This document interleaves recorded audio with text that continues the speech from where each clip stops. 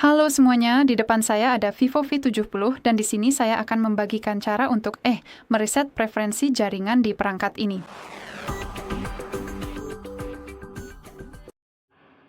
Jadi mari kita mulai dengan membuka pengaturan, lalu kita harus gulir ke bawah sampai menemukan manajemen sistem.